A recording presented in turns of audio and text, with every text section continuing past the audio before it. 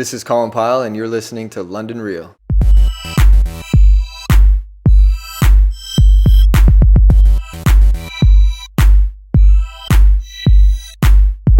London Real, one of the coolest up-and-coming podcasts. Yo, shawty, it's your birthday. We gonna party like it's your birthday.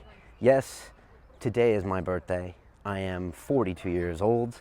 If you've ever read The Hitchhiker's Guide to the Galaxy, then I am now the answer to life, the universe, and the meaning of everything.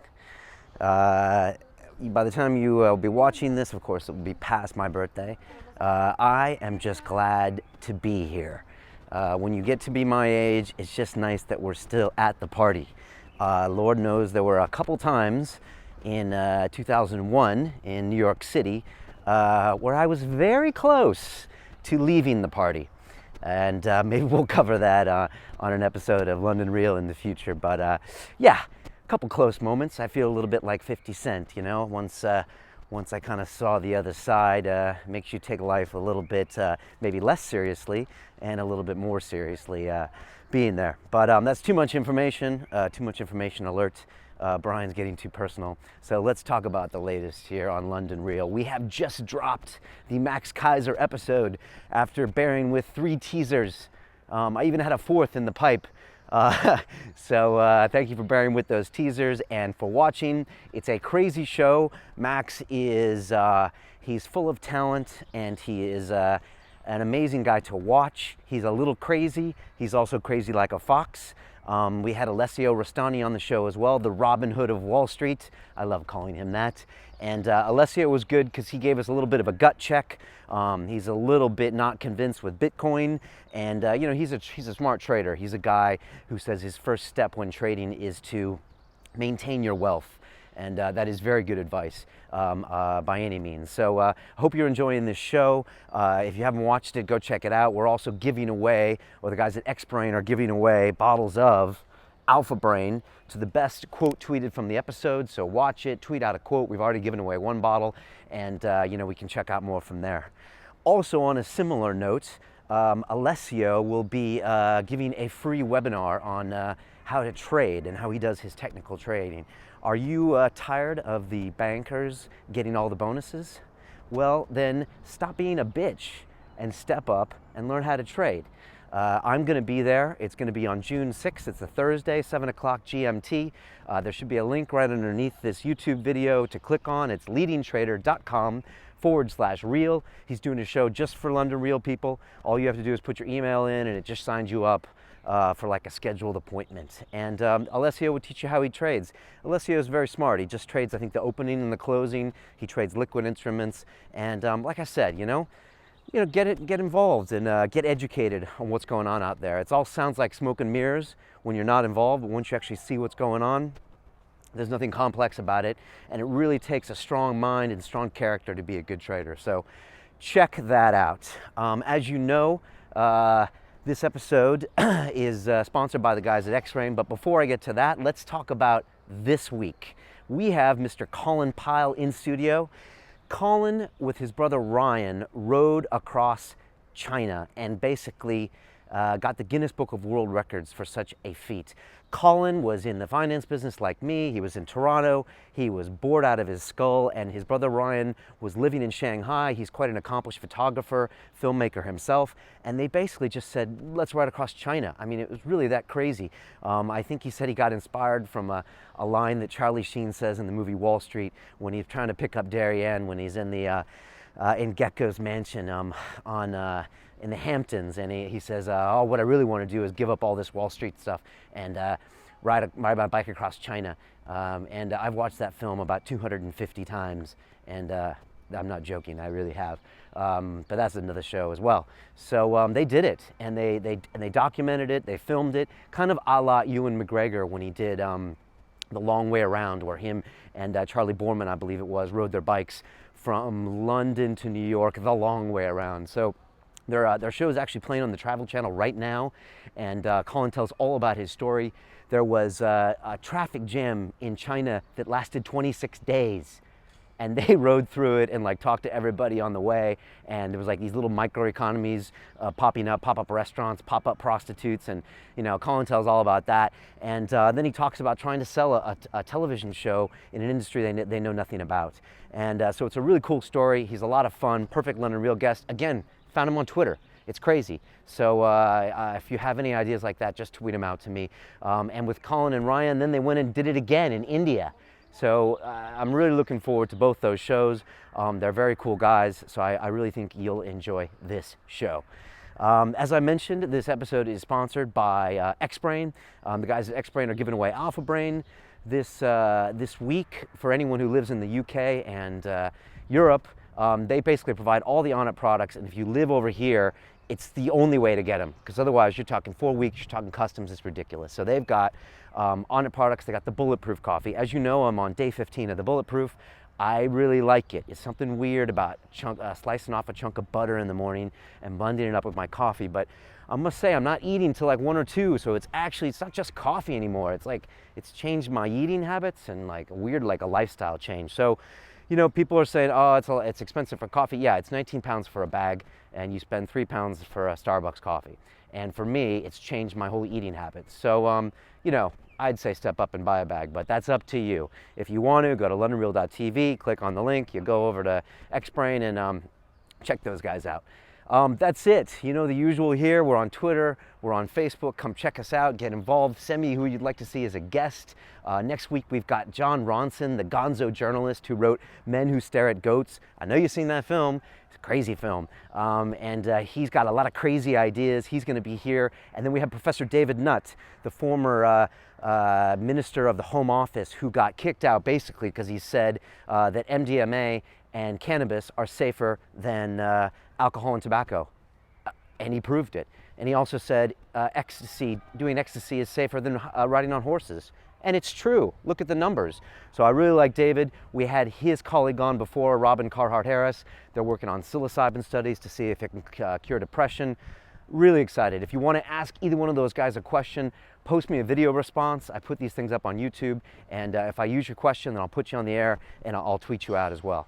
So that's what's going on. We got more exciting stuff in the future. We got Irving Welsh coming on, the guy who wrote Train Spotting. Jason Silva's going to be in the house, the guy that makes these hugely inspirational videos. Oh man, I think after I meet Jason, I'm going to want to make one like behind a green screen where I talk about the singularity and the world coming together to be in London Real or some crazy shit. So anyways, we'll see how that works out, but really excited to have him on the show.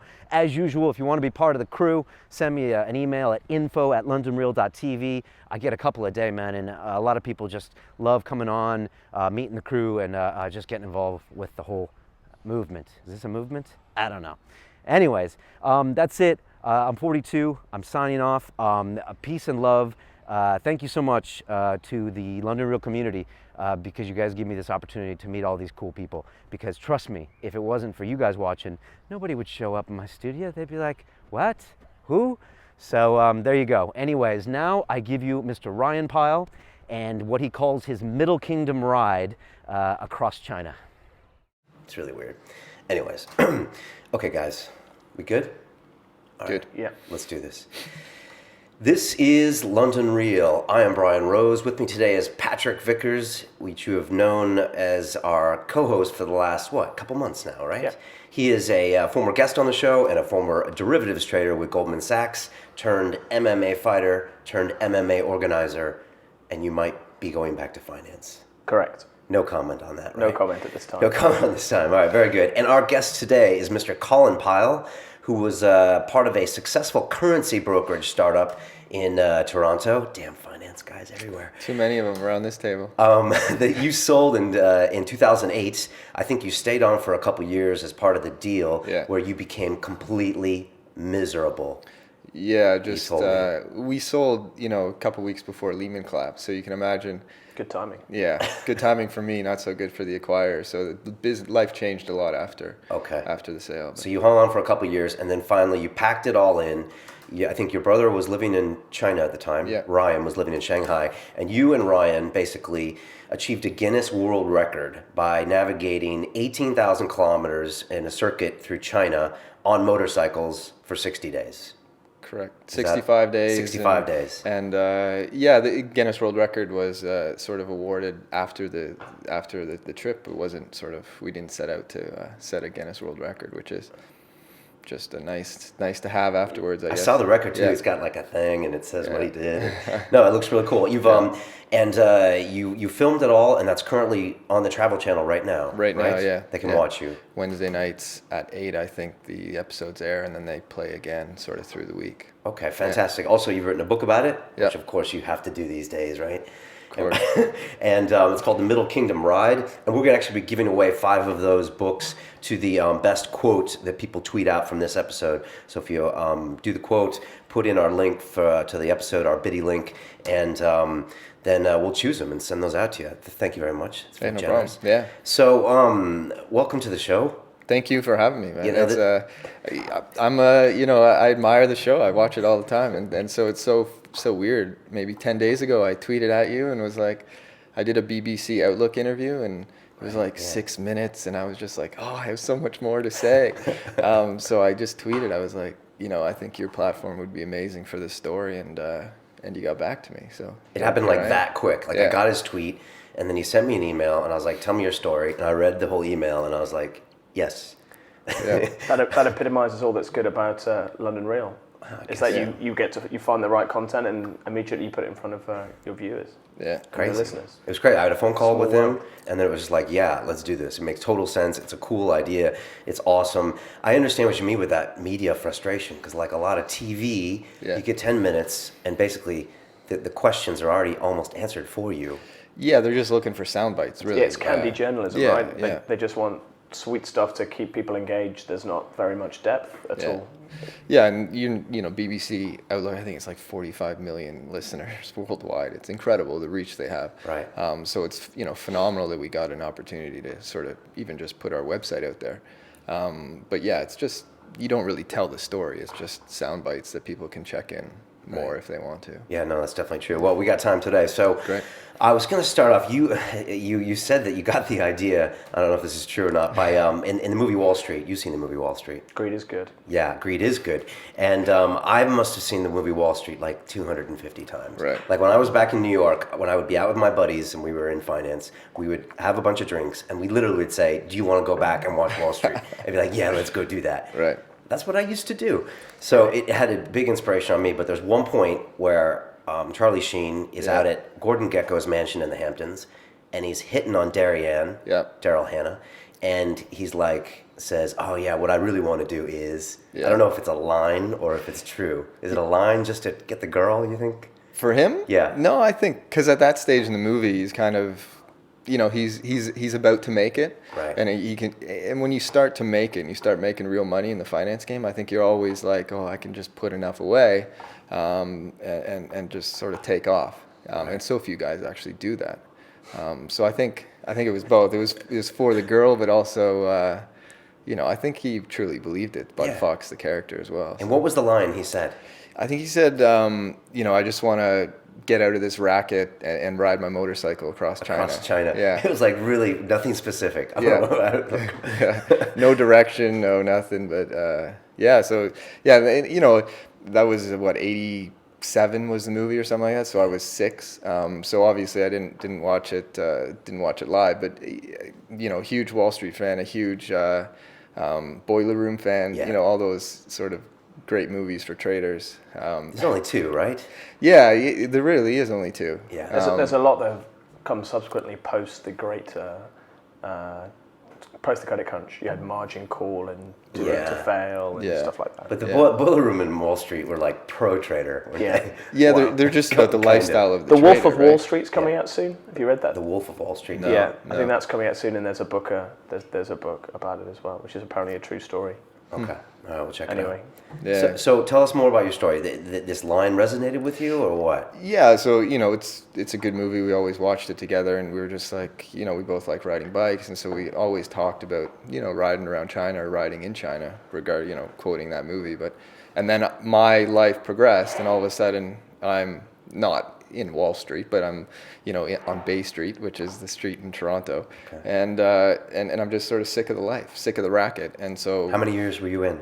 Not many, to be honest. And to be brutally honest, my currency trading past was very entrepreneurial. So it wasn't like I was even working for a big bank on a huge floor with 50, 60, 100, 150 traders. It was very small. It was just the two of us at the beginning, and then we grew it up to about 35 people across Canada, and then we sold it. And what exactly did the business do? It was currency brokerage firm. So we helped like small, medium-sized enterprises in primarily in Canada doing cross-border business with the U.S. Yeah. So like XYZ company is buying $5 million worth of widgets from the U.S. and helping them strategize, hedge, give them better rates, that sort of thing. Okay. So forwards and futures and options forwards, as well. Options, derivatives, yeah. But all dollar, Canadian dollar. 80-90% of our business was dollar CAD, yeah. But it went to parity, right? The loonie went to parity. Yeah, well, it's been around parity now for quite some time, for a few years. So, it's hard to take 2% when you're switching on the other side of parity, because everyone's reading the news saying, the Canadian dollar is stronger in the U.S. and my rates, weaker in the U.S. So it created some problems with our traders, but yeah, just helping, and in that time period, it was, access to information isn't what it is now. So, so there was still that value in being able to educate your customer and help them just get better rates. You said you were interested in going across China. Have you been across Canada? Because obviously one of the biggest and most beautiful, large variety of different. Have you ridden your bike across? I haven't. It's sad to say. I've seen more of China and India than potentially you have of Canada. I'd like to someday. I just I don't know why I haven't. I have to do it in the summer. Yeah, absolutely. But it's something that I'd love to do. Canada's a beautiful country. I love it. We'll always be home. And I was actually born in the west side of Canada, so in Edmonton, but spent my whole life in Toronto. Right. So how did this thing actually happen? Were you just talking about your brother, like this is a crazy idea? Or like what year does it finally seem like you're actually going to do this? Yeah, so I sold my business in 2008, right, just before Lehman collapsed. Part of the transaction I had to stay on for 2 years, help with integration and all this type of stuff. And the plan when I sold the business was to really grow it across North America. And after Lehman collapsed, the business that bought us was a transfer agent business in Toronto. So they, deal with publicly traded companies and help them manage their stock certificates, easily put. So they just swallowed up our FX. So we were an FX business inside of this stock transfer business. And after Lehman collapsed, they sort of contracted, right? All the businesses contracted and focused on what they did best, and FX just wasn't it. So the whole growth model wasn't there, and so they're just like, yeah, we're not really going to grow this thing. We just want to keep it how it is, and just generate cash as it's been going. And so I was just like, well, that's not really what I want to do, right? I'm an entrepreneur. I want to grow this thing. I just don't want to sit and manage about 25 traders. So whatever, I put my time in. 2 years later, 2010, my brother was in New York for a gallery showing. He's a photographer in China. And we just got talking. We were in Central Park, and my 2 years was coming up, kind of like jail. I could see the parole board ahead, or whatever you want to call it. And so we were just chatting, and I was saying that I was going to take some time off. I really wanted to, find something new to do, maybe go do an MBA, maybe just travel the world. And he said, like, let's do an adventure in China. And so we started talking about what it could be, how long it could be. Do we hike a couple holy mountains in Tibet? Do we, spend a few weeks in Xinjiang and sort of hang out with some Uyghurs? And then we said, why not see all of it? So why not ride around China on bikes? And we actually went to the Apple store on Fifth Avenue and started looking at, on nice big monitor and screen, and started looking at Google Maps and figuring out how we could actually do it. And like the route. The route. Okay. And so we, my brother's well traveled in China, so he's been there for 10 years, world-renowned photographer, travels the whole country for his business. So he knows the country extremely well. And he, we mapped it out, and it was circumnavigating China. It was like 19,000 kilometers. We're like, yeah, divide that by 300-400 kilometers a day, and it's 60 days. So we were just like, yeah, let's go for it. And that's sort of what got the ball rolling. And I went back to work, wrote up my resignation letter, handed it in, gave him 4 months notice, put my house on the market, and the rest is kind of it took over. That sounds like fun as hell. Yeah. Now, there's obviously comparisons with the Ewan McGregor Long Way Around, Sure. where him and his buddy Charlie Boorman what did they do? They did from Long Way London Around, and which Long Way was Down. and down the to Long Way South Down. Africa. Had they done this yet? They had, yeah. Was this an inspiration? Absolutely, yeah. Okay, It was great, and I love those. I love the shows, and I read the books, and I look up to both those guys. They're great adventurers. Charlie Boorman still is quite active doing it. Ewan McGregor not so much. And yeah, it was. It gave us the idea, if they can do it, and one of the things we didn't want to do was cross borders, because that was what caused most of their hassle. Yeah, and that's where a lot of the money comes into play with having a team and dealing with all these visas and all these issues. And we knew we didn't have much of a backing. We didn't have, we both had a little bit of cash, but we didn't have this huge budget like they did. So we knew we didn't have a support crew, multiple support crews. And so we weren't going to have a team in London or in Toronto or wherever helping us out on the road. So we didn't want to cross any borders. I think it's a cool idea. I watched your trailer on YouTube, and Jesus, that country is so diverse, isn't it? China. Amazing, yeah. I've only been to Hong Kong. Guilty. I haven't even been to Shanghai. I want to go, but Right. I mean, Jesus, can you tell us what? I mean, it's like I saw that. What was that movie? Crouching Tiger, Hidden Dragon. So I saw all of that. That's a great representation. I think. Yeah, But like exactly. you see sand dunes and you see this. I don't know. It's horrible. Tell us. Yeah, I think everyone sees China. The media does such a poor job portraying China. They portray the East Coast phenomenally well, but that's not China. That's where all the cash is, right? Yeah, it's where all the commerce is. It's where all the ports are, and it's realistically, it's probably where 2/3 of the people are.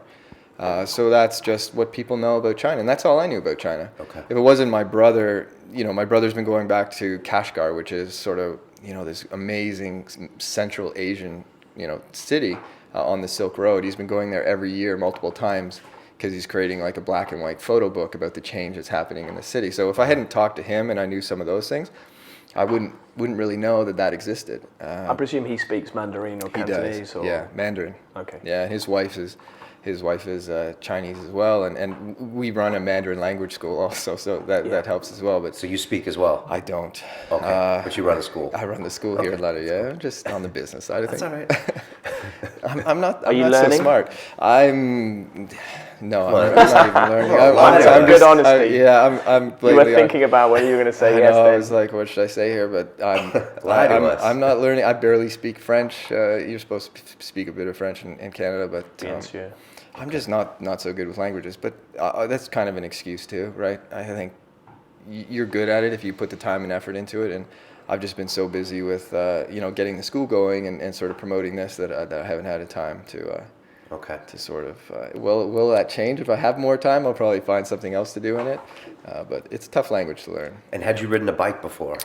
I had just a bit, though, to be honest. My brother and I aren't these gearheads, right? We're not these guys that have been riding since we were like 10. But if you look at Ewan McGregor and Charlie Boorman, they had the whole thing about they had to go and do all these tests. And so I guess it was a bit of a similar situation. Yeah, I think Ewan and Charlie, I think they had ridden for a while since they were kids, but I don't think either one of them were really good mechanics at it. Were you going off-road? We were. China was about half of it was off-road. Okay. So off-road means not paved? Not paved. And I had never ridden off-road before. So I had, a typical banker thing is when you go get a big bonus, you rolled into BMW and I bought a bike. So I was like the typical, every single biker hated me, right? Okay. I'm on my big R1200R BMW, my first bike, the dumbest thing you could possibly do. But I did it. This is what you took to China, or this is Toronto? This is what I rode in Toronto. Oh, Toronto, okay. And that's all I had ridden. I'd, gone back and forth to work. I went with a couple friends sort of on a 4-day trip to Mont-Tremblant, Quebec, and kind of back to Toronto. So maybe that's 800 kilometers, 1,000 kilometers, a few hundred a day. That was my longest trip, and I didn't know anything about motorcycles, how to fix them. So we were complete novices at a lot of things. I hadn't even camped at that time, so I wasn't even like this rugged adventure traveler. So it was Were you going to have to camp at this trip? Yeah, we were. Because you're going to be in the middle of nowhere sometimes. Sometimes you just get stuck. We didn't camp that much, to be honest, because, again, there's so much commerce around China that there's these sort of truck stops all over the place that you can get a bed and some food pretty cheap. And if you don't have to camp, we just didn't. So, but we did. We got stuck a bunch of times. We camped at like 4,000 meters above sea level in Western Tibet. We just weren't going to make it. And you go over these 5,500 passes, and you don't go up if you don't think you're going to be able to get down in daylight. So one night we just... Why? Because if you get stuck up there, you're in some serious trouble. As in it's Exposure? Just cold? yeah, it's freezing cold, Okay. and just the elements are just going to destroy you. You know, it gets down to maybe minus 15, minus 20. Did you see the bike not working as well as you got up high? Yeah, you know, the BMW bikes performed phenomenally well, but yeah, you do notice a little bit of torque gone, but the BMW is a really good bike, and it's, you know, super high tech. If you rode, you know, like a 350 Enfield, which is what we rode in India, it wouldn't have worked that high up very well at all. Okay. Now, cameraman. Did you have a cameraman? We did. A Canadian guy as well, who's a photographer. He's a great portrait photographer in China. Okay. So my brother and him had kind of known each other. And again, the photography world and this sort of film happening play a little bit, because the photography world kind of is just collapsing, right? No one's really paying huge dollars for photojournalists these days. Really? Yeah, they're just looking for speed. Right, they just want, whether it comes from your iPhone or whether it comes from your, you know, $5,000 camera, they just want to speed quickly. So, you know, a lot of photographers don't have much work right now, and if they do have work, they're not making that much money. So a lot of them are transitioning into, you know, being videographer.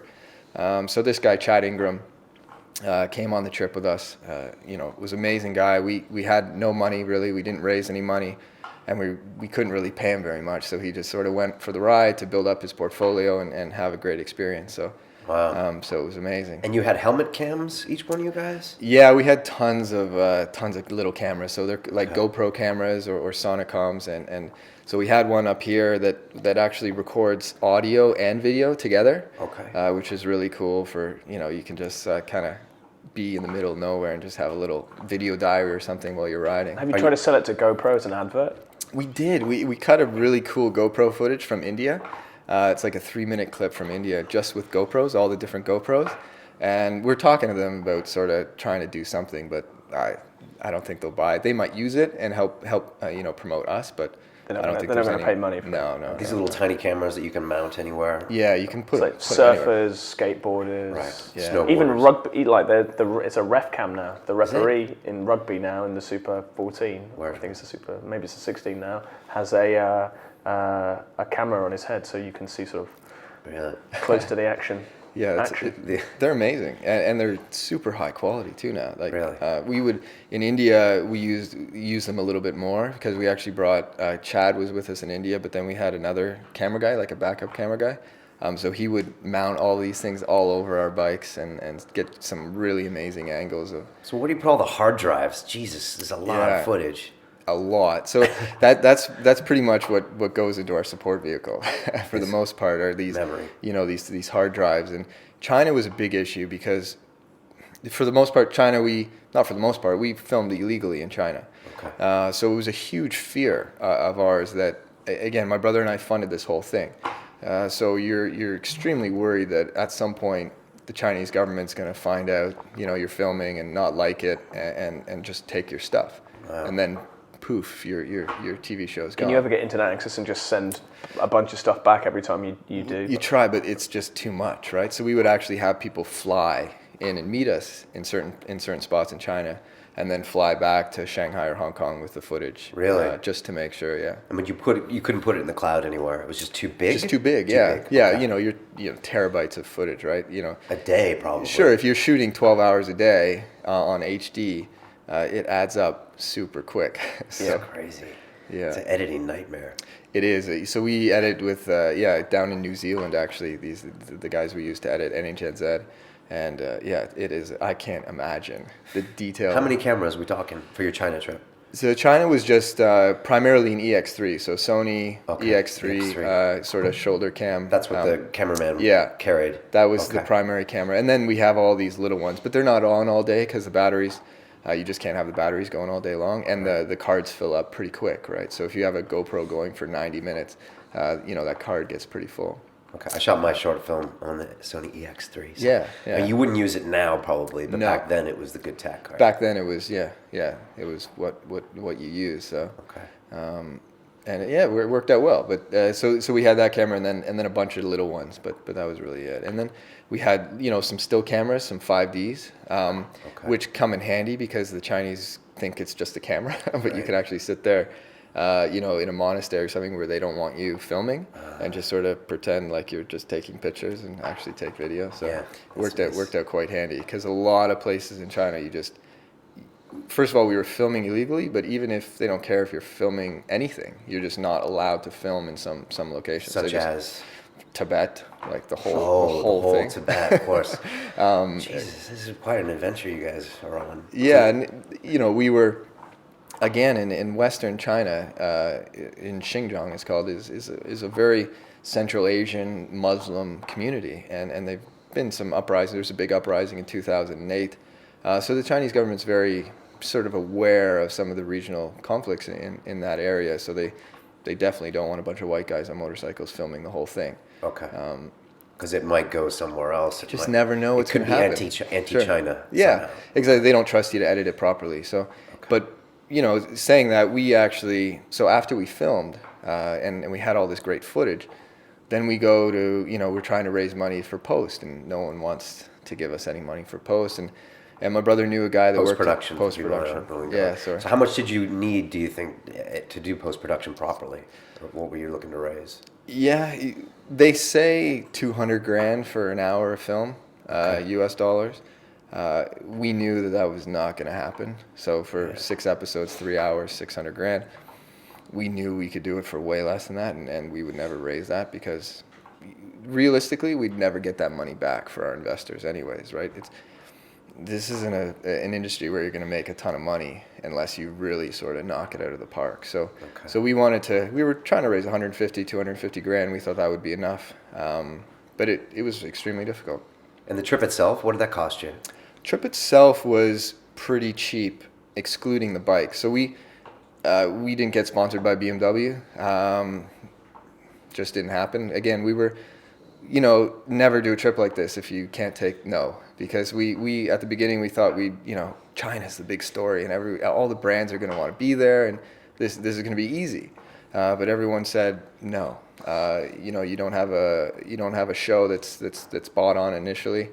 So it's not like we can go and say it's going to be shown on Travel Channel. We didn't know that beforehand. So there's no guaranteed exposure for brands. So no one really wanted to give us any money, and a few people gave us product, like Tour Tech, Oakley, some of these guys. Okay. But no cash. So BMWs in China are 100% luxury tax. And the only bikes you can get in China are BMWs, Harleys, and then Chinese local bikes. 100% luxury tax, so you pay the same price plus. So if it's a 10,000 pound bike, you pay 10,000 pounds in tax. Yeah. Jesus. Yeah. So our two BMW bikes cost us about 50,000 pounds, which was more than we spent on the whole trip in terms of traveling costs. And then the expenses come into play for camera equipment. It was hugely expensive, and it's also, we had to get the right permits to travel, not to shoot, not to film in China, but we had to get the right permits to shoot. So you have to have permits to travel around China between provinces. Yeah, it's not so bad outside of Tibet, but in Tibet you almost have to have like a daily itinerary of where you're going with a government sort of sanctioned guide, which is it's extremely expensive too, because you have to have the guide, and then usually he comes with a car. So it's to travel in Tibet can be anywhere from like $500 US a day.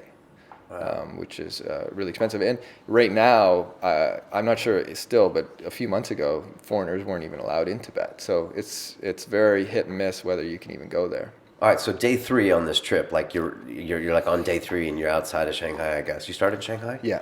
What are you thinking? Are you like, this is too much, this is too easy? What was surprised you and what didn't surprise you? Yeah, day 1 was like the hardest day of the whole trip. It's one of those horrible things that you can imagine. It was like 40 degrees out in Shanghai, humid. Almost had heat stroke at lunch. Almost wanted to give up. It was the worst day ever. And that night, I'm sitting there being like, what the fuck did you get yourself into, right? Like, how did you think you could do this? You don't know anything about travel. You don't know anything about riding bikes, and you don't know anything about China.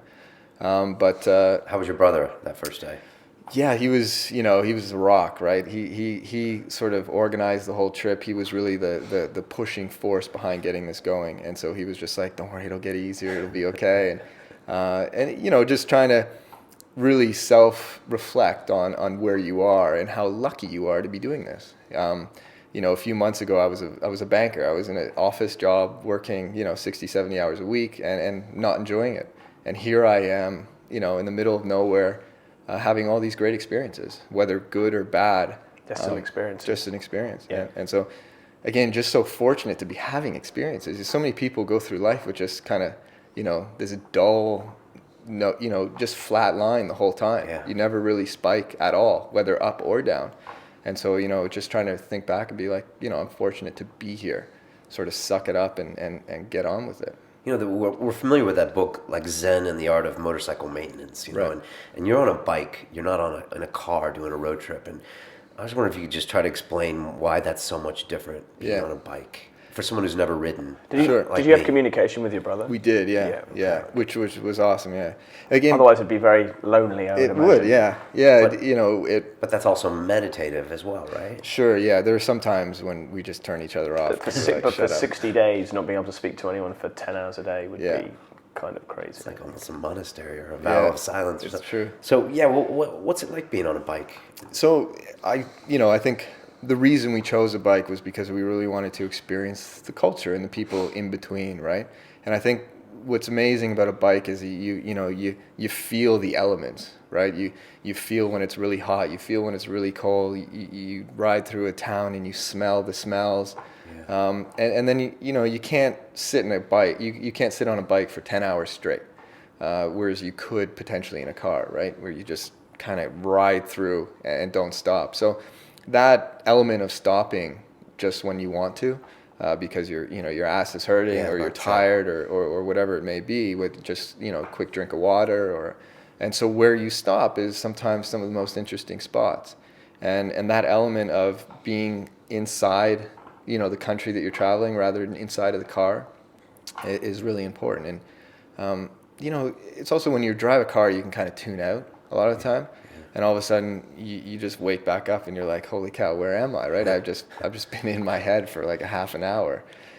You can't do that on a bike. You kill yourself. Yeah. So you're really focused on sort of what's around you, and you're watching so carefully. The things are popping out all the time. So you're really so focused and so much aware of what's going on around you that you experience everything. Any crashes or hairy moments? Yeah, I crashed 4 times. Now crash. Whose fault? Well, yeah, they're all down to me, I think. Okay. To be honest, I'd love to blame it on someone else, but I guess 2 of them were pretty bad crashes. The other ones were just not so bad. Are you in full leathers all the time? Yeah, we had full gear, which is it has to be done. I think it's just not worth it. As much as you sweat, it just saves your life. Yeah. Is it always hot? Yeah. Well, until some spots when we were in the mountains, it was freezing cold. Okay. And we weren't experienced motorcycle adventurers, so we didn't bring the right gear. Okay. And we weren't sponsored, so we didn't have like this huge kit that they just gave us. So we didn't have rain gear, which was the worst decision you could ever make. Now, you get soaked. You just get soaked. Yeah, you get soaked, and then if you're in a cold area, so a lot of times we might do a 3,000 meter climb in a day. And so if you're getting soaked at the base, by the time you get up, it just freezes over you, and it's the worst feeling you could possibly imagine. I think I saw some footage of you guys going by a traffic jam that was like 30 kilometers long. People were in that traffic jam for 26 days. 26 days? 26 days. So I heard about this. This is like a famous traffic jam, yeah, it was. Right? Yeah, and it was just, it was, from the middle of China, heading east to Beijing. And there had been some, rare circumstances, I think some crashes and stuff like that just clogged it up. And so we were on the B roads, which is kind of not the expressways. And it was just jammed up. And we're talking to these people being like, so how long have you been here? He's like, 18 days. And we're like, it's just like, are you crazy? It's just mental for us, like people in the West, the concept of time and how valuable time is here You know, you have all these apps trying to save you like 10 seconds, right? I have my Starbucks app that I use every day, and it saves me, you know, like 5 seconds. And then here these people are with a completely different concept of time. For them, they're getting paid by the day. Doesn't really matter where I am. This is life, you know, and it creates this entire economy around this traffic jam. Right, like restaurants and prostitutes and The whole deal. Yeah. The whole deal. The whole deal. Yeah. It was, and that really blew me away, because you just don't see anything like that over here. People complain about traffic. They might show up to work an hour late. How about a month late? I can't get over that. Yeah. Okay, I mean, just can you give us like a macro perspective of China to you? If you had to just tell me about China, what would you tell me from everything you've seen? Like, yeah, I think China is one of the most diversified places in the world, in terms of landscape, culture, languages, people. It's everything. You really have everything in China, from, you know, snow mountains to deserts and sand dunes to people that look like you and me, to people to people that worship, you know, Allah, to people that worship Mao, the Buddhism. It's just incredible. You have everything there. It's just people don't realize how diverse that country actually is. And where is it going? I mean, you know, this traffic jam exists for a reason. Sure. That wasn't there 20 years ago. No. And that's because it's commerce is controlling this country. You know, the last 20 years, China has taken 400 million people out of poverty. You know, and so many people, again, I don't want to get political and get into that whole debate, and that wasn't the purpose of our show. We just wanted to show what China was. And I think a lot of people say that, sure, the 400 million people were taken out of poverty, but, you know, there's some really bad stuff that happens in China. And I agree with that completely. But it's really hard to argue against the fact that still 400 million people are no longer impoverished and are now fending for themselves, have life. You know, education is pretty good there now. So yeah, China still has a lot of problems. But it's, you know, and then traveling in India, China's 50 years ahead of India, easily. Really? Oh, absolutely. And you know, 50. and people look at India and say, yeah, it's a democracy and all these things. And you're right. They're still 50 years behind. You know, it's just kind of, at some point you need to just look at what you value more. And the Chinese value setting up this phenomenal infrastructure that you can then grow, you know, a country with 1.5 billion people on. And the way they've gotten there hasn't been the greatest. But India, on the other hand, their infrastructure is crap. Okay. Their education system is getting a lot better, and their university system's fantastic. But yeah, India is a mess too. So it's kind of like, and it coming from Canada, there's 30 million people in Canada, 35 maybe on a good day, and it's huge. And then you go to China, it's like 1.5 billion. India, 1.5 billion, 1.2. It's just, these seas of humanity is just so fascinating to see from sort of coming from Canada. Did you see, there's a buddy of mine who speaks Chinese. He works for an investment bank in San Francisco, and he was telling me some story that like 5 years ago or 8 years ago, he was driving through some part of China, and they basically confiscated everyone's mobile phones because it was some extreme poverty area. Right. Where like people were walking around without clothes on, and it was like crazy. And then they took the phones back, and I didn't know whether that was true, but did you see anything like that? Like, it's just that story wouldn't surprise me. Really? Sure. Okay. They try to, again, my brother's been detained as a photographer in China. You know, we had some pretty hairy moments on our trip as well. So they definitely, they like to control the message that gets out. And if they can do it, they will. And so that doesn't shock me. Sure, there were some areas that were extremely impoverished, but no worse than India. Do you know what I mean? Okay. And to be honest, China, the most impoverished areas were some of the cities. Okay. The rural areas in China are actually, you know, they're not wealthy or poor. They just get by. Right. The farming communities, they get enough, you know, they feed themselves. And they have a pretty good life, I think. You know, they're happy and they're living, you know, they're living the life that they've been living for years and years and years. And so you get a lot of people that come from the farming community into the cities. This mass migration is taking place in China, which is, you know, the world has never seen it before. And that's where you get a ton of poverty that actually happens in the cities, just because there's nothing for these people to do once they get there. It's like a mini industrial revolution. Yeah. Yeah, or a major industrial. Well, without the industrial revolution bit, but the migration to the city. Yeah. So I think it's the largest mass migration to cities that, in the history of the world. In the history of the world. So for crashes, what are the other notable events on this China trip? And then I want to get on later to you selling the show and the India trip. But what other stuff happened in the 65 days? My brother burnt out his clutch in Western Tibet, which was 4,000 meters above sea level. Neither of us know anything about motorcycles, and all of a sudden one's not working. And so that was a huge issue. We contact BMW in China, and they said it would take like 2-3 months to get a clutch, and obviously that doesn't work. So we actually contacted one of my buddies in Toronto who runs a BMW dealership, and we got one flown into Hong Kong, had to smuggle it into China, and then got it flown into Tibet in about 6-7 days. So that was an incredible, and then we didn't know how to fix it. No one else knew how to fix it in China, because these bikes are way bigger than anything most people have seen in China. So literally looking up motorcycle blogs online on our phone and following the directions to fix a clutch. And you did it? And we did it, yeah. YouTube? No, it was this motor. I think it's My China Moto, or I forget the exact blog, but we figured it out, and we didn't do it right the first time. So wow. So you were just sort of sitting there chilling for 6 of your 60 days. Yeah. So it would have taken 59. 59, yeah. Yeah, exactly. So you get back, you've got all the footage in the can. Have you ever had any issues with the Chinese government approaching you about it, or not liking what you did, or? Yeah, the whole trip they didn't like what we were doing. But did they know what you were doing? They did, yeah. They have like the foreign police, the Chinese foreign police in China, and so they really monitor what foreigners are doing for the most part. My brother, being a photojournalist and had done stuff for the New York Times and all this sorts, people know the Chinese government's aware of some of his sort of what he's doing.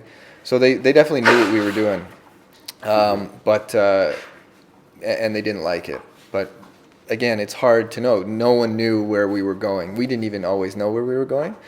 So they didn't really stop us. They tried. I wouldn't say it was a centralized decision to try to stop us. I think certain areas we went to, they were very much afraid of what would happen if the people above them found out that a bunch of foreigners were traveling through. But then after the trip, we actually showed them our footage and said, from a tourism perspective, why don't you guys give us some money and help us finance this thing? And they said no. Okay. But then afterwards, they said yes, and the Chinese government was a huge CICC, which is part of the Chinese government, helped us helped finance and helped us partner with a company called NHNZ in New Zealand, to get it post produced. Wow. And then also sort of retroactively, essentially, giving us permits for some of these places. Because Nat Geo and all these guys, they don't want to buy stuff that's done illegally, because it just creates a headache and a nightmare for them. So then sort of saying, if you're going to help us with this, then let's go big, and why don't you, really help us out. So you couldn't have sold this to the Travel Channel without their cooperation? No, I don't think so. Did they have a right to edit and veto stuff? They didn't. They were actually pretty... Yes, they could have really sort of cut it up. And of course... the book is very different than the TV show, because there were some things that they didn't want in there. Okay. But to be honest, they really didn't cut out that much. Now they own the rights for the China, so they're looking at translating it and getting it into the Chinese market, which we think would be wonderful. What type of stuff didn't they like being in there? Well, so we were at one point on the border of Inner Mongolia, which is a sort of a province in China, in Mongolia. Right. We ran away from the military because we were... What, they were chasing you? Yeah, there was only one road, and it was the border, essentially. And they told us we could go, and then they told us we couldn't go. And if we didn't go, we would have to backtrack like 2-3 days. And we were just like, this landscape's too beautiful. Let's just give her. Let's just go. And so they didn't really appreciate that footage. We'd go on to expressways. So brand new expressways in China are two-wheel motorcycles aren't allowed on it. Okay. And so some of the times we're so tired, we have so much ground to cover, we're just like, screw this. And so we'd like hide behind a truck or something, and then when we get up to the sort of the toll part, we would just blow through and Because the toll people would have told you to get off. yeah, the toll people wouldn't allow us to get off. So you jump the tolls. Yeah, just jump the tolls all day long. Wouldn't that have sent the police after you or something? Yeah, they did a few times, and you just kept going. And one time they actually set a roadblock up at like 50 kilometers down the road, and yeah, it was hilarious. And I don't speak Chinese, so just would it have been hilarious if you'd been caught? Well, we were caught when they with the roadblock. Or you didn't like. No. Managed to get off and back on again. No, they jump over the roadblock. No, like these are like elevated highways, right? There's nowhere to go. Okay. These are like modern elevated highways. So they set up a roadblock for you. You're caught. And so they caught us and they told us to turn around and go the wrong way on the expressway. Really? And we're like, what are you talking about? It's 50 kilometers till the next exit. They're like, yeah, turn around and go. We're like, no. So we got off our bikes, hand them our keys, and you guys drive it back. That's more dangerous. And so they said, okay, fine, follow us. We'll get off at the next exit. And so we were like, okay, fine. They were driving this piece of crap. You're not worried that you're going to be put into the local Chinese prison? Not really. Does being Canadian, being white, get you extra? It does, for sure. I think, again, if you're just sort of violating stupid rules, essentially, I don't think they're really going to sort of drive it up the chain. And you always play the card. It's like, I didn't know. What are you talking about? I blew past 5 tolls in a row. Yeah, exactly. If they ever didn't realize I wasn't allowed to do that. No, and you just, the reality is they don't really have an argument, right? It makes sense to keep a 150cc bike off the expressways, but it doesn't. But when you're overtaking everything. Yeah. When you have an 800cc bike. So you're saying you can play dumb as whitey, you can play dumb, and probably also as whitey, the Chinese are less likely to throw you in the slammer? They're probably just, they probably just deport you. Do you know what I mean? For them, they'd rather just kick you out of the country and never let you back in, rather than have like this huge international scandal or whatever it may be if they toss us in jail. Okay. Saying that, I do not advise doing this type of thing in China. You may not get it really also depends on the day of the police chief or whoever it may be. Your brother lives there. Yeah. And so it'd be a big deal if he got kicked out and never got, Sure. He's married to a Chinese woman. She's Chinese, got 2 kids. His life is in Shanghai. It would have been a huge deal. Yeah. So again, he must have been comfortable then to take that risk. He was more comfortable than me. For me, I'm like, what are you talking about? You don't just like ignore a police officer. Yeah. On the first morning. You'd have been shot in the United States. Yeah, absolutely. What happened on the first morning? The first morning, we left Shanghai at like 6:30, and we were trying to get onto the elevated expressway in Shanghai to really get out of the city. And the first morning, a cop pulls us over and is just like, you can't go up there. You have to go this way. And my brother's like, ignore him, turn around, and let's just keep going. And so the cop was behind me with his sirens going for like the first 15 minutes of the trip. And my brother's in my ear like, just keep going. And I'm like, what do you mean? This isn't how it plays out in the West, right? But so they don't. I mean, like you sounds said, fun. That's Yeah, fun. That But sounds fun. American police, you just don't fuck with American police because they come strong. But are the Chinese police more reserved, or does it vary by region? it does. It varies very much. I think it also depends who you end up dealing with. Like the military, you probably didn't want to mess with. No, you don't. Again, you don't really want to mess with any of them because you never know. Like we'd roll up to military checkpoints with like an 18-year-old on, with his finger on the trigger, right?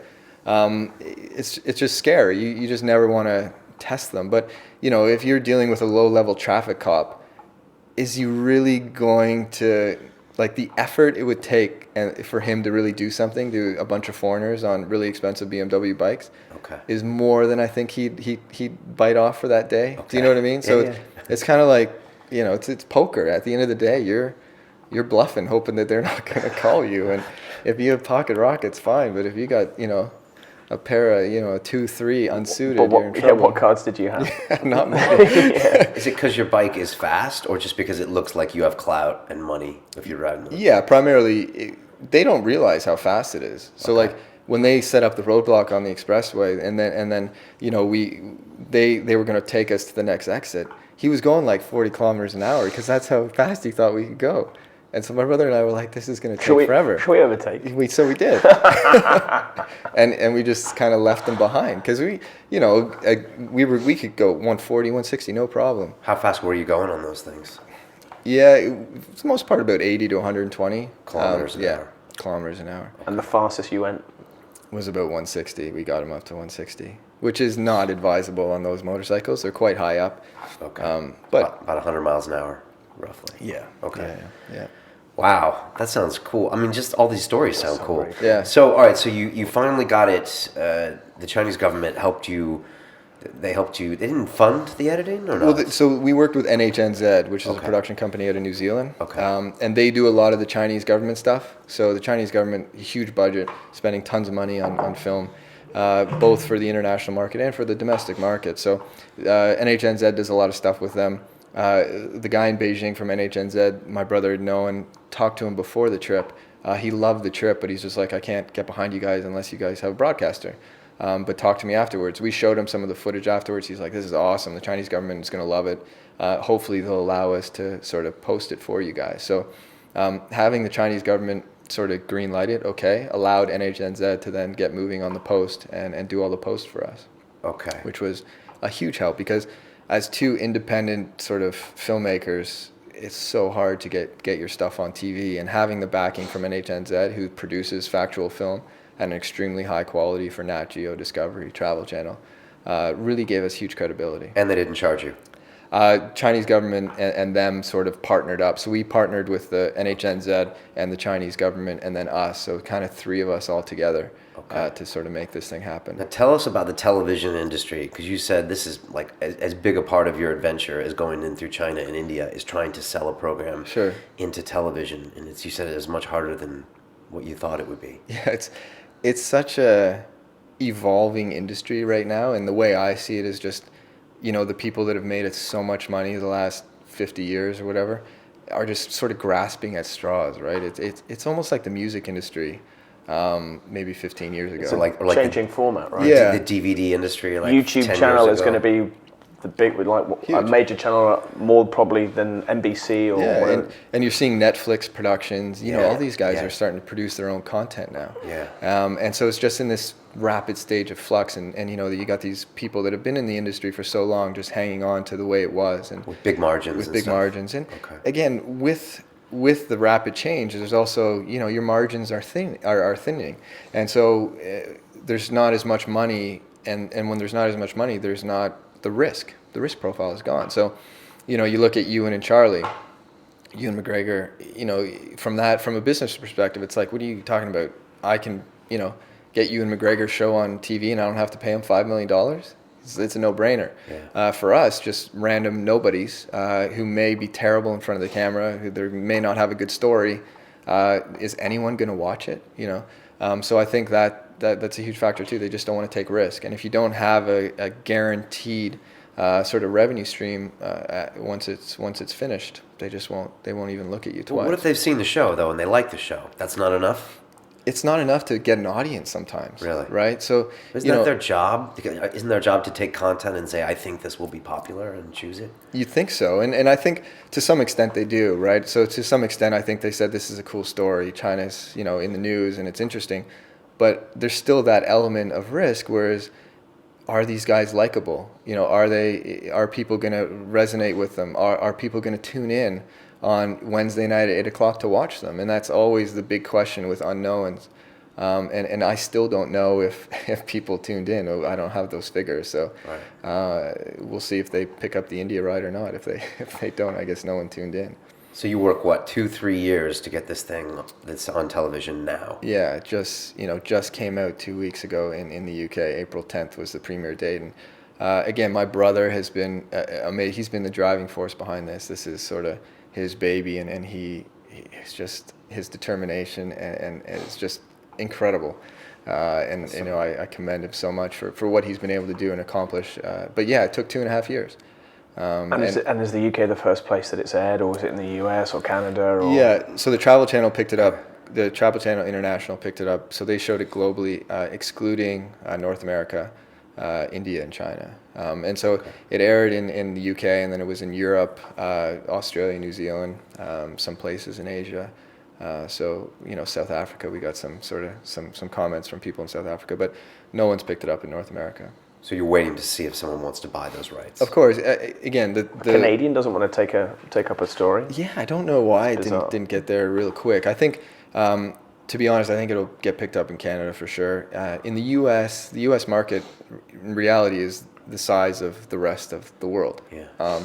In terms of this type of stuff, so they see two unknowns.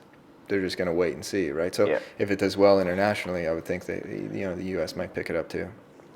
I'd have thought with the plethora of channels and new formats that are coming up that they would require more content, or are they just doing maybe that means there's repeats less of money all the too. same? Yeah, I don't get it. I've talked to some people in the industry, and what's really going now is kind of like having 8 people, having these sort of adventures with a whole bunch of different people. So it's just constantly something's happening with someone. So there's no downtime and all this type of stuff. But, it's just that whole reality stuff that's going on in the U.S. and really globally now is just... And it's constantly changing, and whatever's hot at the moment is there it. And so, 2 Canadians riding around China, sure, it sounds like a cool story, and some people might There's tune no in, Snooki. No, exactly. I can't compete with Jersey Shore. Are you kidding me? Yeah. You could try. Yeah. My brother and I didn't even get in one fist fight the whole trip. Yeah, I mean, were you conscious of that during the trip, that like this might be recording or no drama, or you conscious of that stuff? Well, it's like, I was a trader. I was a finance guy. I'd never been on film. So it's really weird. And sort of Chad, I'm just like, what are you doing? Like, he's like, I got to film you guys all the time. I'm like, you get it. But at the same time, I just really just want to be myself, right? I thought, I'm not an actor, so don't try. And this is not the genre that we're going for. We're just going for 2 brothers having a cool adventure. And part of it plays out is, we're idiots a lot of the time. We're, it's just who we are. I'm not this motorcycle genius. I don't know how to fix stuff. I'm not an adventurer. I don't know how to camp very well and all this type of stuff. And it's just like who But I that am. makes good TV. Sure, I think so. I think you just be yourself. I don't think you could act for 65 days anyways. 12 hours a day. I couldn't act for an hour. It's just, it's painful. At the end of the show, they wanted to do some voiceovers, and I had to act a few lines, and I'm like, this is really hard. Yeah. That's crazy. And, it turned out terrible. It just doesn't sound good.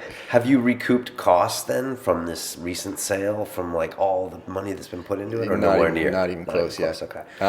The nice thing is about the story is that it's not timeless, but it's no one else, I don't think, will be able to film like we did in China. Okay. Maybe not ever again. Who knows?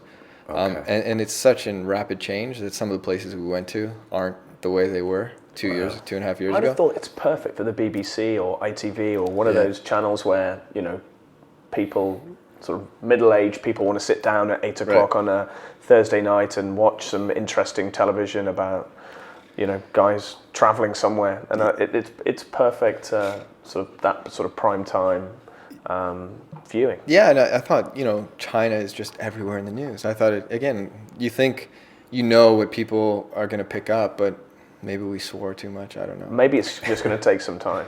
Yeah, it might be a slow play, and again, we hope that over time we'll recoup the funds. Who showed the long way down and the long way around? I think it was Channel 4. Or? Yeah, but I think one of the big guys picked it up afterwards. Maybe Nat Geo might have done the second one, but I think a UK like Channel 4 or someone like that picked it up originally.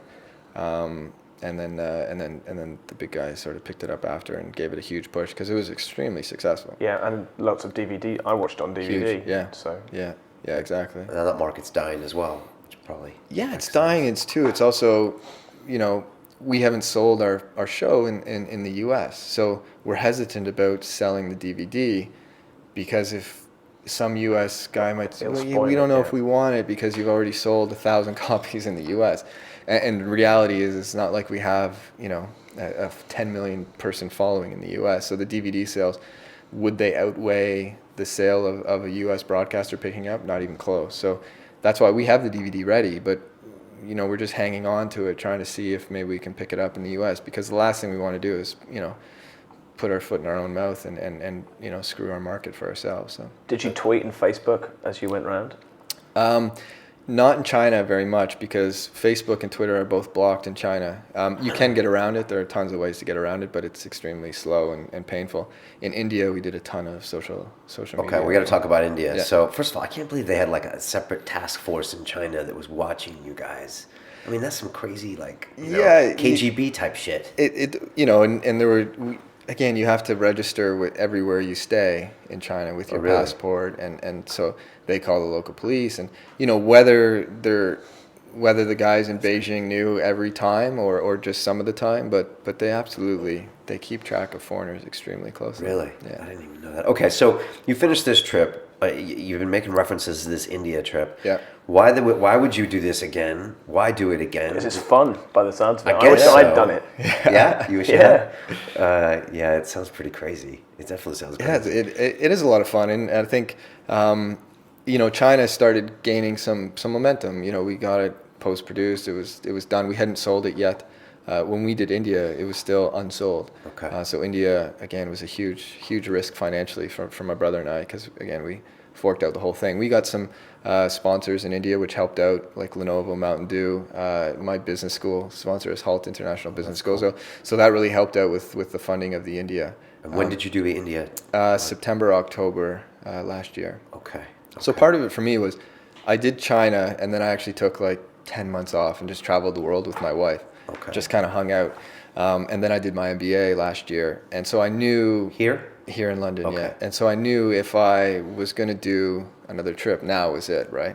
Because there was that time in sort of your life where just finished school and I hadn't taken another job or hadn't started up the Mandarin school yet. So some people want to get a job right after their MBA. Yeah, but I think you should sort of take time and enjoy those moments, right? There's so few moments in life where you actually have these long periods where you can sort of just sit back, relax, and figure out your next move. Yeah. Because you don't realize how important that next step is until you've made it. Yeah. Because once you've made it, it takes so much more energy to change it than if you just kind of wait. You're trying to make me feel bad. Exactly. No, I thought he was trying to make me feel bad. I'm sure everyone listening is like... You're still doing it, man. I guess I'm still doing it. No, it's funny because Patrick and I left the financial markets around the same time. Right. Because, well, I guess we both weren't happy doing it anymore. Yeah. Is that it? And it wasn't particularly fun at the time either. No, I guess it wasn't. And then we did completely different things for a couple of years. And now you're going back. Patrick's going back. We said we wouldn't talk about it. I have no comment at this time. Okay, that's cool. So, all right, so you're back in London, you finish your MBA, and you're like, okay, let's do this again? Or is Ryan like, come on, Colin, we got to do India? Or yeah, I think, again, this is my brother. This is his career going forward. He's going to sort of... Is this a way to move out of photojournalism for him? Yeah, well, we created a production company called G219 Productions to help produce these types of film. And so I think we wanted to do another one together. Whether we'll do another one now, who knows? We'll see. You've got Russia and Brazil left. If we want to do Brick, Yeah, for Brick. But so India was, and we thought about what place could be as interesting and crazy as China, and so it's pretty obvious. It's India. It just sort of jumps out at you. And so we just said give it a go, and again it was a time where I had some time to do it, so we just did it, and it was crazy. So what kind of distance, what kind of time? The distance was less, so it was maybe 13,500 kilometers, I think. Okay. Time was about 54 days. Okay. And it was way harder. Same bikes, or did you sell them on the way out? So the BMWs we left in China, we sold mine. My brother still has his. Right. In India, we used local bikes, Royal Enfield 350s. Because we realize our limitations of fixing motorcycles. Okay. So we wanted to ride local bikes so that if something happened, we could fix them immediately. And what are those bikes like? Are they? They're pretty average motorcycles, to be honest, and they do the trick, right? They keep going somehow. I don't know how they keep going, but they're cheap, right? They're like 1,000 pounds. 1,500 pounds for a motorcycle, so you get what you pay for it. But they worked. They survived. How is India different than China? Cricket. Yeah. How do you start? There's so much cricket. I've been to Bombay, and I went for a friend's wedding, and we were walking around, and there's a big park, and where we would expect everyone to be playing football or ice hockey or whatever you have in Canada. Yeah. There was like 35 games of cricket going on right next to each other. It was, I've never seen a country so obsessed. They by love it. their cricket. Right. Yeah, Much cricket. more so than in the UK, in England. Yeah, cricket was everywhere, every corner of that country. The biggest difference in India and China, to be honest, was infrastructure and the density of the population. You don't realize how small India is compared to China, and they really have about the same amount of people. So, same population on a third of the size creates just chaos to try to ride around. The traffic is worse. No 30-day traffic jams, but just the density of the traffic and the sheer humanity. It's just less organized. Its infrastructure is not there, dirtier. The food is a lot less safe to eat. So dealing with Delhi belly. A lot. You almost feel like something's not right every day. I didn't go to my friend's wedding because I had Delhi belly. I went all the way over there. And Really? I was so bad that I was in there puking my guts up. And you couldn't while actually the go to wedding the went. wedding? No. Oh, Jesus. Yeah, it's. So you feel sick the whole time, basically? Well, yeah. You're always, again, your body's just not used to it. So you may not be at the situation you were where you're just like stuck, but you just may not be feeling so well. Yeah. Whether, the water wasn't as clean in the morning or whatever they washed the plates with wasn't as clean. And so you always feel like there's some kind of bacteria or something not working right.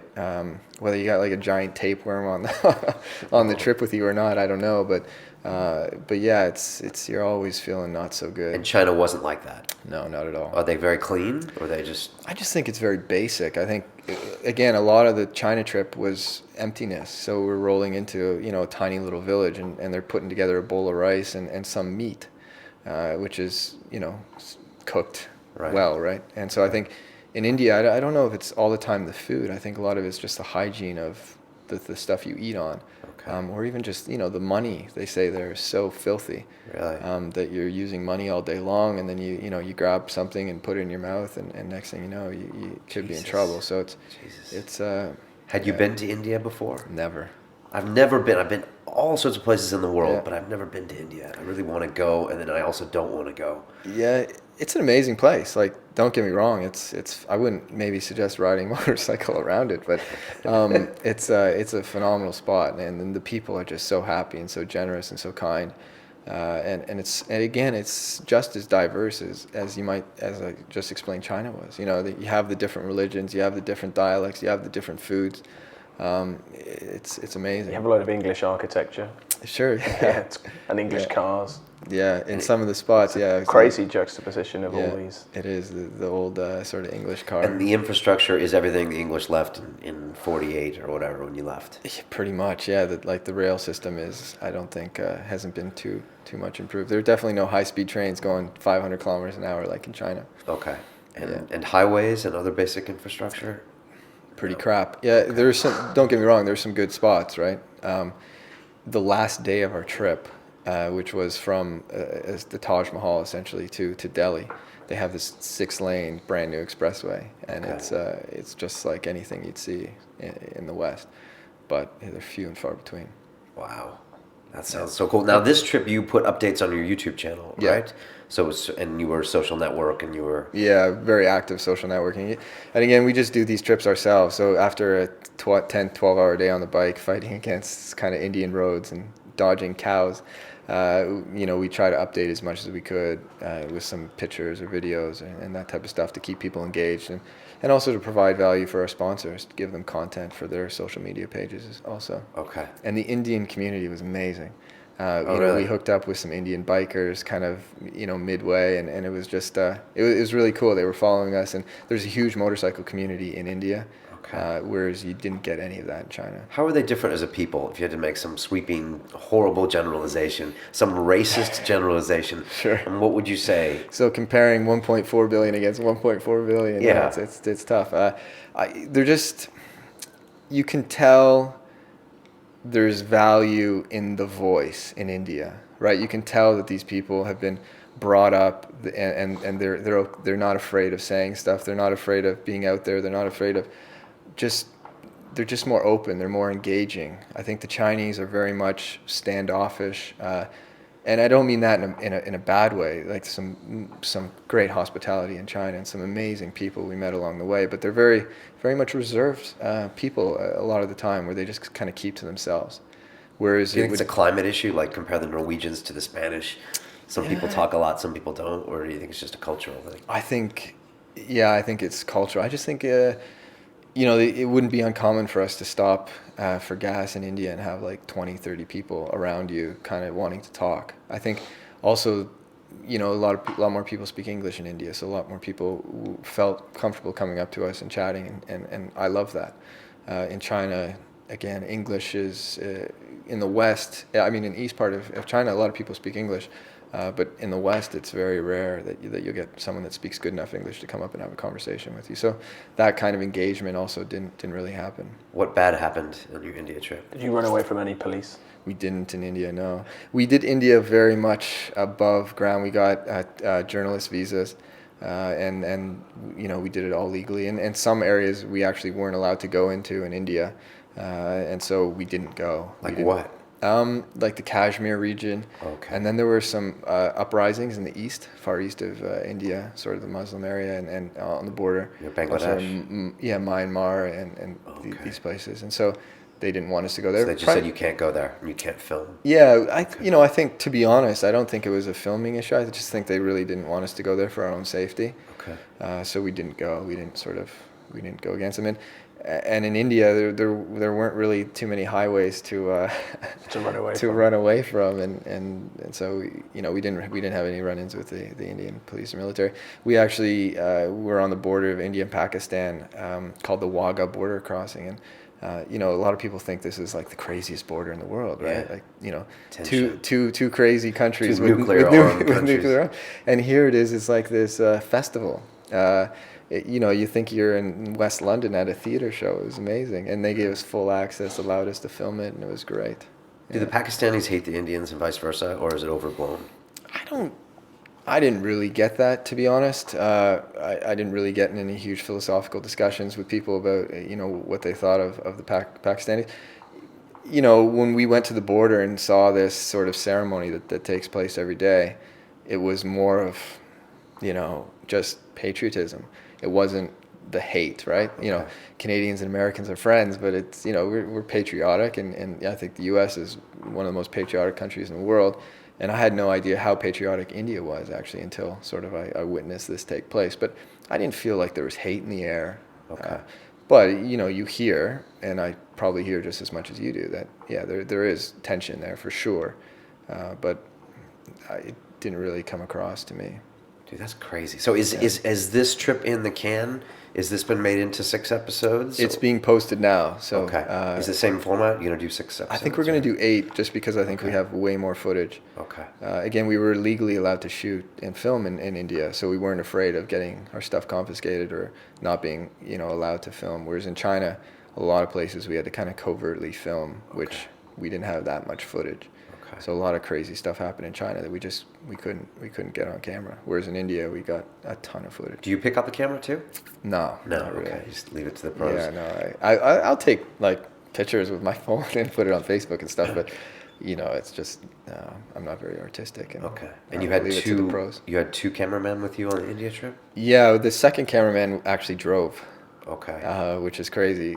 Great guy, Dan from Holland. My brother met, he was doing, so he was in kind of film school in Holland, and he went out to China and interviewed my brother, and my brother's like, we're looking for a 4th in India. You want to come? And he's like, sure.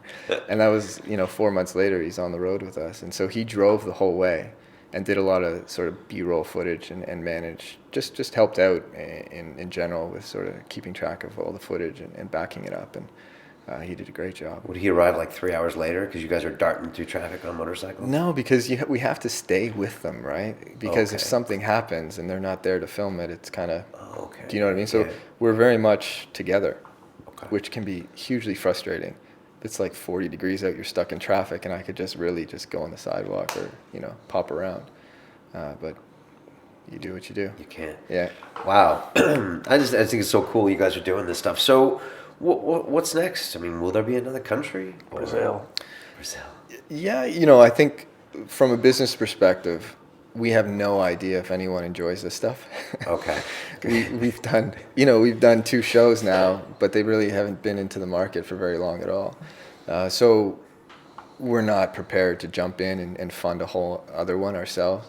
It's just stupid, to be honest. So my brother's going to do some shows on his own, I think, in China. There's some really cool stuff that he wants to do in China. Travel stuff? Yeah, travel stuff. He wants to do a cool show about like the border regions in China because it's so interesting over there. He wants to do some stuff about some Tibetan holy mountains. Some great stories and history around these mountains. How's he going to film there? Yeah, it's going to be tough. The batteries is really, really difficult, but guess buying batteries or charging your batteries? Just charging them, yeah. If you're on a 2.5-3 week hike. And he's not allowed, right? Yeah. Not that matters. Yeah, we might be allowed now, who knows, if they trust us to sort of edit it properly and not take a political standpoint on it. But yeah, whether we do Brazil, Russia, I don't know, it depends. It's kind of where life is, right? Like these trips are really hard. They're hard on you physically and they're hard on, your family. I'm a married guy and run businesses and invest in businesses here in London, and to spend 65 days on the road is a lot. It's a lot to ask for your business partners and my wife. What does she think of these trips? Yeah, I think she's hugely supportive. Okay. She has to be, right? Like otherwise, either we wouldn't be together or I wouldn't do these trips. So I think she sees the value. I think in China she really felt like I had never been on an adventure, and it was kind of once in a lifetime thing. Little did she know, it was the thin edge of the wedge. But yeah, don't get me wrong, it's hard, and it's something that isn't an easy sort of conversation. It's a long-term sales process.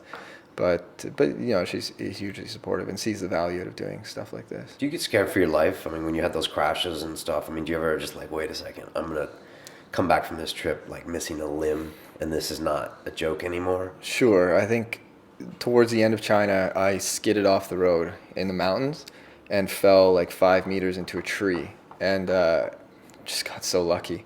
My forks and my bike completely bent, and I just, thank my lucky stars. And my brother really hit him hard because he's kind of older brother. This trip was kind of his idea, and he said, how bad would I feel if you're eating out of a straw for the rest of your life? And it's just it does hit you. You kind of feel invincible until you don't, right? It's one of those things. It's a human life. Yeah, and so India was extremely dangerous. I would say more dangerous than China. The roads in India are just so dangerous. And you had worse bikes, which makes a big difference. You don't have the torque or the power to get out of difficulty sometimes. Yeah, it's a two-way street sometimes because you don't have the torque or power, but then on the other hand, you're only going 80 kilometers an hour. And in India, a lot of the time, maybe we were only going 40 or 50. But there's just so much on the roads in India. There's cows darting out in front of you. There's dogs. There's roadkill everywhere. It's really every day in India you're prepared. You could really come off your bike. So you do think about it. It's in your mind, but it's just after a few days, it just kind of goes away a little bit, right? I guess it feels like a video game after a while when you're riding a bike because it's like la la la la la, and then when you skid off, then it's like, oh shit, this is real. Yeah. This is very real. Yeah, you could have, in another part of that road, I could have been off the cliff and just done, right? Wow. London's good training then for India. Just driving around the city. Sure. Lower speeds, but lots of things. Just popping in and out. The big difference. People ask me, how's it like riding in London compared to India? It's just in London or in any Western sort of organized road system, you can predict what people are going to do. You can kind of predict what's going to happen. Except for cyclists. Yeah. You can't predict those guys. It's true. But you can predict cyclists better than you can predict cows. Yeah, that's true. Only just, though. Yeah, barely, maybe. And dogs. There's so many wild dogs in India, you have no idea. And so they're running out all over the place. And it's tough. And their cows, are they everywhere, the cows? Everywhere. It's ridiculous. I still don't understand it. And I had a lot of guys from my MBA class who were from India. I'm like, you guys got to explain this to me. There's like people starving and then like cows just running along the street. It's like, aren't they a holy animal? They are, yeah. But You still want an explanation. But then then I like argue with them. I'm like, well, if they're so holy, why do you let them live on the street? Do you know what I mean? Why don't you just corner off a place in northern India and just let them live? Ship them all up there, because these cows aren't living a nice life. They eat garbage, and they're, getting hit by, they get nipped all the time. I saw a motorcyclist hit a cow, and, that's not how I would treat a holy cow. But anyways. Holy cow. I was wondering if you, what advice you would give to someone who's listening, who's thinking about doing something like this, who's thinking about even doing a documentary film, or, putting themselves out there with the hope that it might get picked up by television later. Yeah. What would you tell them? Yeah, be prepared for a long road. I think it's great. I don't think you're going to make millions of dollars at it. I personally wouldn't do it even just to make money. I think you really have to do it and be prepared to sort of lose money. It's kind of like, I like going to the casino just for fun. I might put 200 pounds in my pocket or whatever, go play blackjack, and be prepared to lose that money on an experience or on just some entertainment. And I think it's really difficult to make money in this industry, and it's just go and have a great experience. If you want to film it, great, and share that with other people, but let that be your primary reason for doing it, not because you want to make money. It's just too hard. And again, we've been working so hard at this, and we're still not even close to sort of getting to buying a car with our profits or anything. You know what I mean? We're still in the hole. You probably have tons of production costs to pay back and stuff, if you ever do sell it. Yeah, we absolutely. My brother and I finance most of it ourselves, so we still have a long way to go. I think all three of our experiences that to quit and do something that you really want to do, you have to be prepared to do it for a long period of time in order to get any rewards out of it. If you're only in it for like a year and a half, what's probably going to happen is that you may enjoy that year and a half, but you're not going to be sort of financially rewarded from it. If you're prepared to do it for the long run, 2, 3 years, 4 years, whatever it is, then the propensity or the likelihood of you being able to be compensated for it goes up every year that you stay in it, I think, because it takes time, unless you're incredibly lucky and you find that sort of sweet spot of the market right there and then, in order for you to build up a proper business where you can actually get money that can sustain your lifestyle. I think if you put time and effort and work harder than anyone else is going to work for a long period of time, you'll succeed in just about anything. Yeah. So I think, if you're going to go at this, go at it full time as much as you can, and just work harder than everyone else. And again, I could be wrong. You could go at it and it could suck. You could go at it and it could be amazing, but no one wants it. So I think it's just reality. It's a tough industry to get into. I think it's becoming a lot easier to not only shoot these type of things for a lower cost. It's becoming easier to produce them for lower cost, but there's still not a ton of money in it unless you can somehow monetize it somewhere down the road. But if it doesn't work out, you don't care, right? You've just had an amazing period of time, and you've seen things that you'd never have seen, and you've enjoyed life, and you've had an adventure, which I think is probably more rewarding than making a ton of money. So if you made a ton of money, then you had to be all you were involved in is the business side of this stuff for the next 5 years. That would probably depress you a little bit after a while. Yeah, it might be. And I think, again, this has changed the trajectory of my life, and I think that's important too. So every decision you make changes what your life's going to look like years down the road. And I think if I never did this trip, I wouldn't be where I am now. I wouldn't be sitting in this seat if I didn't do something that was kind of cool that people are interested in. Yeah. And I think being able to talk to people and inspire them to sort of get out there and live their life rather than just sort of saving now for living it later. I just think that's phenomenal for me, and it's great, and that's what I love to do. And so for me, that was the primary goal, the primary drive was to have this adventure, inspire people, and inspire myself to live a life that I want to live going forward. Yeah. It's interesting how you talk about it as a passion as opposed to a business, and I think you get the best content when you're actually wanting to do it, Yeah. And you're like, we're having fun doing this. We might sell it, we might not, but this is what we want to do. As opposed to if you were really just doing these trips for that $500,000 you're going to sell it for, right? And then I think it might start to look like you're just doing it as a business, and then. People probably tune out because they don't see the love there. It's true. When we started pitching the China motorcycle trip to people in Asia, some of the Asian broadcasters, they're like, oh, why don't you bring some Taiwanese celebrity with you? and they would have like picked it up. And you're like, how bad would that have been, right? It's just, so, we probably could have made money. We Could have probably been really funny. Yeah, we could have had like a ton of bling on us or something like that, and made some money from sponsors and picked up a couple of Taiwanese celebrities or Hong Kongese celebrities, and maybe, maybe I could have made a couple $100,000 off it. But how unexciting would that be? And if I ping you on Twitter and be like, I rode around China with 2 Taiwanese celebrities and 8 trailer cars, you would have been like, yeah. That's not so interesting. Maybe not. Yeah. Maybe not. No, and then also it's nice to be able to be, you don't have anyone to tell you what to do. Sure. You guys can do what the fuck you want to do. You want to go here, you want to go there.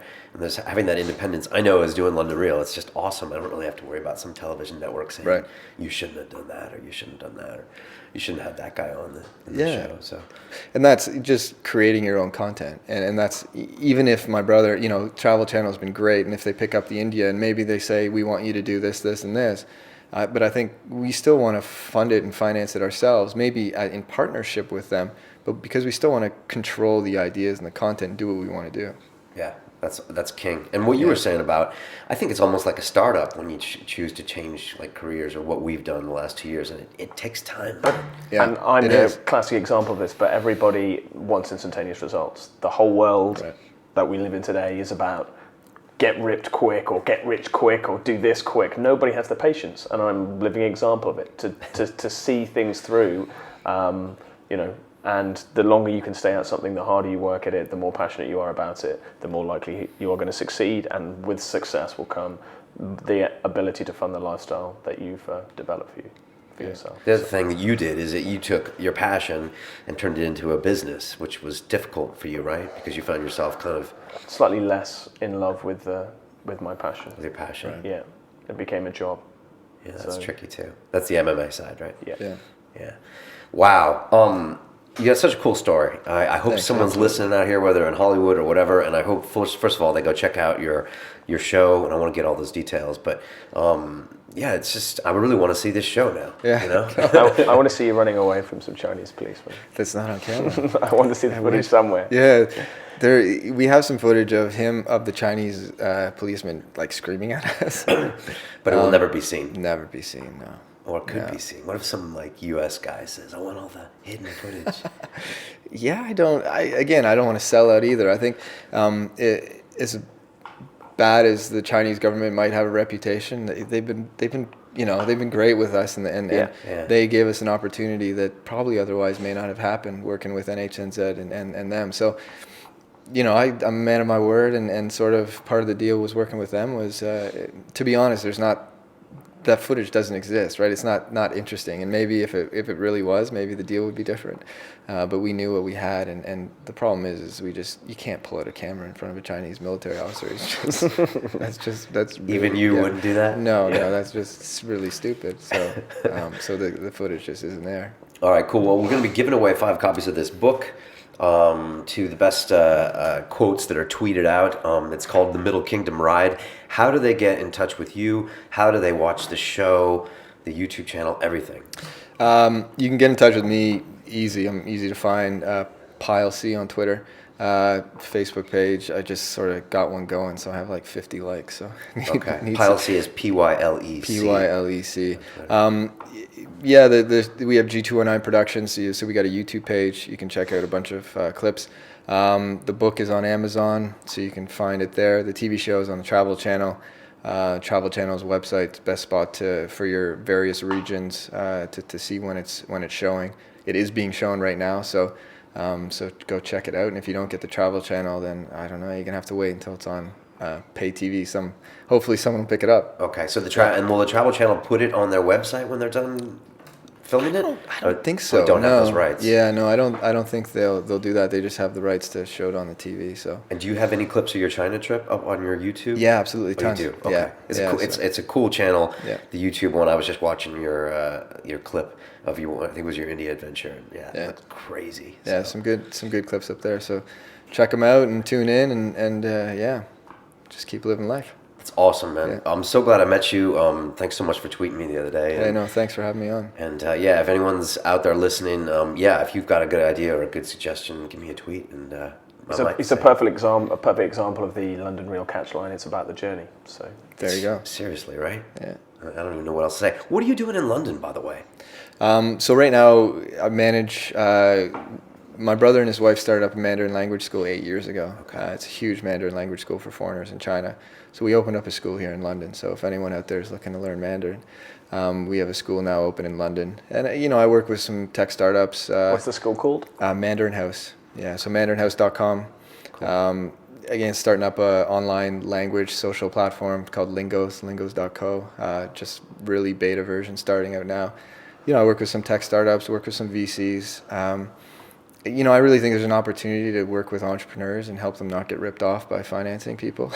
Okay. So I'm trying to sort of get involved with some of the VCs and sort of get some respect with them, with some of the entrepreneurs. And some of these guys that have great ideas don't really understand how to finance a business properly. And you don't have to give up everything. And so there's lots of opportunities there. So I'm just busy doing tons of stuff here in London. Okay. I think there's a lot of opportunity here in London. Absolutely. Yeah, I love this city. It's amazing. Yeah. It's I think a lot of North Americans like coming over here because they see opportunities that might not exist, right. in LA and New York. Yeah, it's you're from San Diego, Yeah, right? Yeah. Which is a beautiful place too. Toronto, not so beautiful as San Diego, but Toronto's a great city. I love Canada. It will always be home. But it just I lived there for 30 years and felt like a change. And Europe's such a special place where you can really hop on a plane and be in a completely different place, right? The reality is you travel from Toronto to New York, it's kind of the same thing, right? Different cities, but same sort of accent, same culture for the most part. So you don't really get that. Whereas here, you're on the Eurostar to Paris in a few hours, and it's completely different. Yeah, so it's cool. Crazy. Yeah, I love living here too. Awesome, cool. If you're listening to us on iTunes, if you could subscribe, if you want to see our beautiful faces. Come to our YouTube channel, which is London Real TV. This could be the last time that we see Patrick. So I don't know what to say. You're gonna come back? Maybe. No. But if you're fully... Who knows what the future will hold. But okay, I can't say anything more. Now, if you're fully employed by the banking industry, you're not going to see your face on this show very often. No, probably not. Probably not. So, well, anyways, we'll see. Maybe they'll sack you and you can come back. But anyways, thanks so much for being the co-host. It's been a pleasure. For like 5 or 6 episodes. It was awesome. And, best of luck. Thank you. We'll kind of be, both of us will be kind of, vicariously living our life through your trader. Wow. I don't know. I have no words, but we'll just see what happens. Okay, cool, awesome. And if you want to get a hold of Colin, tweet him. We're going to be giving away copies of the book. And that's it. We're on Twitter. We're on Facebook. It's a big party. If you want to intern for London Real, send me an email at info@LondonRealTV. We got like 15 interns all over the world. It's a big party. We go out in London once a quarter. We get drunk. It's all good. So there you go. Until then, guys, it's about the journey. I don't have to tell you that. Sure, thanks. And thanks for coming. Thank you. All right, peace. I have this vision and this idea that, water has so many computational properties. We can direct it, we can start to store information in water. I would like to see that our ocean systems, rather than setting up nodes for telecommunication, rather than using,